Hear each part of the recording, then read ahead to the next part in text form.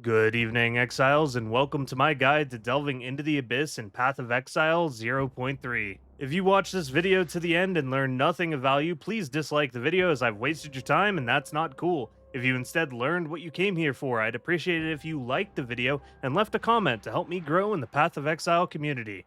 Now let's get started. Starting with what a league mechanic even is, as a ton of players did not play Path of Exile 1, this might not be super obvious in itself. League mechanics are introduced every league to drastically change up how Path of Exile 1 and now 2 feels with each new season. Sometimes these mechanics will stick around in following leagues with reduced impact, and sometimes they thankfully will not.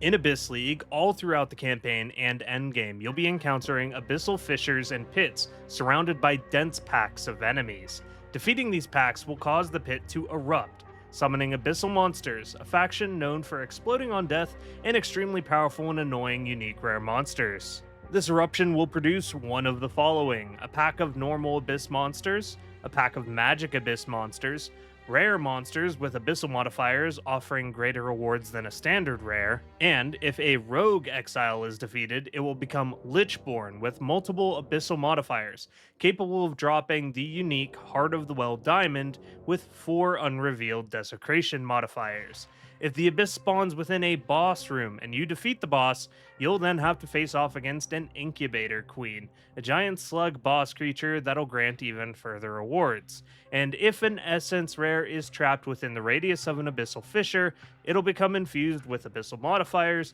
and drop an essence of the abyss in addition to its other essences. In all cases, coming out on top after the surge of new enemies has one of 3 results. Either the pit will be sealed and you get nothing, an abyssal chest full of currency or gear will appear that can also include abyssal bones, which we'll talk more on later, or one of 2 types of gateway will appear, allowing you to journey into the Abyssal Depths.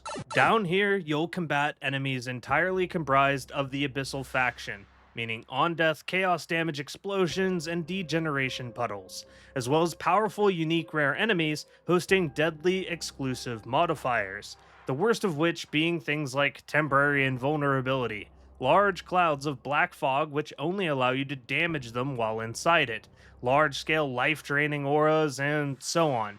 These enemies are also capable of dropping abyssal omens, making them well worth your time to kill. Fighting your way through this map will reward you with several abyssal chests worth of loot, including bones, potentially omens, or unique abyssal lineage support gems and socketables, all of which listed on screen now have unique effects and potential synergies within your character.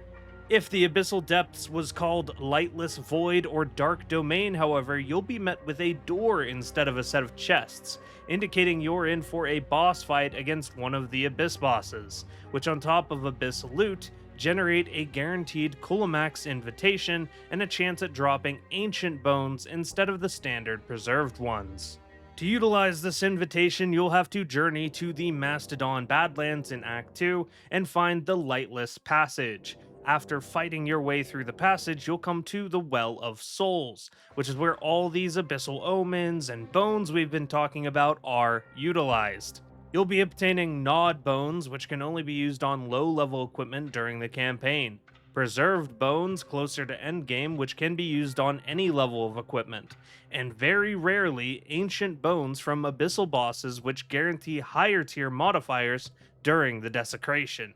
Using these bones on your gear will apply a desecrated modifier to the gear piece. If there is an open prefix and suffix, it'll randomly go to either. If there is only one open prefix or suffix, it's guaranteed to generate whatever is missing. And if you desecrate an item that already has 6 modifiers, it'll randomly replace one of them. After visiting the Well of Souls, you'll be able to fast travel to it from any waypoint or your endgame atlas. By chucking your desecrated item into the well, you'll then unveil the modifier and get to choose one of 3 modifiers to actually apply to the piece. The list of desecrated modifiers is different from those normally available, and each is categorized under a specific Abyssal Lich, those being Amanamu, Kurgle, and Ulamon.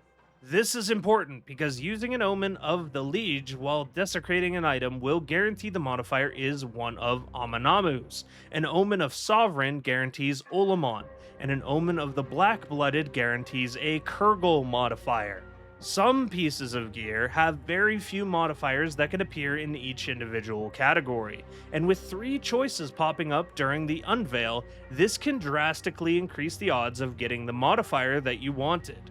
For your convenience, I'll leave a link containing the list of all of these modifiers in the description below. Omens don't stop there with their usefulness though.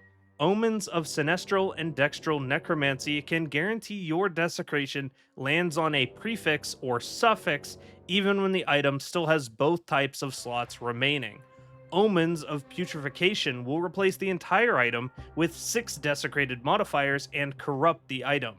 Omen of Light can guarantee Annul Orbs remove only the desecrated modifier, allowing you to retry infinitely as long as you have the currency.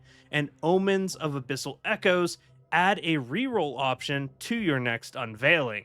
That all being said, Omens of Abyssal Echoes and Light are particularly expensive, and should only be used when you really know what you're doing during expensive crafts, and otherwise sold for a nice chunk of currency to those that do. I'm not going to be covering the ins and outs of desecration crafting in this video, but will leave some links to resources that will. Desecration crafting is an extremely powerful tool worth looking into for empowering your items, reaching ideal crafting outcomes, and profit crafting in general this league. Moving on to the next mechanic of Abyss League, you can bring your invitation to the Well of Souls to jump into it. After jumping, you'll enter the Black Cathedral, spending the invitation to score a 1v1 with the Vessel of Kulemak. Once you put the beat down on this boss, you'll get the option to take his finger with the unique Grip of Kulemak ring on it, which is pretty useless at first glance. However, you can activate the wells of the 3 Abyssal Liches around the room, Kurgle, Olamon, and Amanamu. Doing this places a desecration modifier on the Grip of Kulemak from the Lich's respective pool of modifiers, and you are allowed to use the same Lich multiple times to create potentially very powerful unique rings. Each time you activate one of these, the Vessel of Kulemak will self-revive up to 4 times, with the final encounter splitting the arena in half. Defeat the boss one final time to obtain the ring, an Unborn Lich Staff, and potentially a Dark Enthroned Belt or Undying Hate Timeless Jewel. The Darkness Enthroned Belt has 2 sockets and acts as any other type of gear with sockets at random, with a 50 to 100% increased socket effect. And the Timeless Jewel changes a portion of your passive tree to special abyssal modifiers based on the number of souls written on the jewel, making it a very difficult and confusing item to incorporate into your build that's otherwise worth a nice chunk of currency for those that understand how to use it. The final effects of the Abyss League's mechanics can be felt during Endgame Mapping. Nodes on the Atlas marked with an Abyss icon have substantially more abyssal fissures than normal, and waystones can also be desecrated just like gear by using vertebrae on them. Although these are valued at nearly twice an Exalted Orb, they can have much more interesting effects on your maps, such as guaranteeing your map contains an Incubator Queen boss fight, adding 5 to 9 abyssal pits to the map making it overrun, natural rare monsters in the area having an additional abyss modifier, or guaranteeing an Abyssal Depths spawn. These can be used to spice up your endgame mapping for a more unique and rewarding experience at a reasonable extra expense. That is about all I have for you on the mechanics of Abyss League. If you have any questions, feel free to drop by twitch.tv/Ervin and I'll be happy to answer them for you. If you want to know about the build that I've been blasting through the Abyss in the background on, check out my build videos linked below. Thanks for watching till the end, and to my coffee supporters who help keep the channel going. Tune in next time where I'll be going into detail on everything you need to know about progressing through the Endgame Atlas and juicing your maps in 0.3.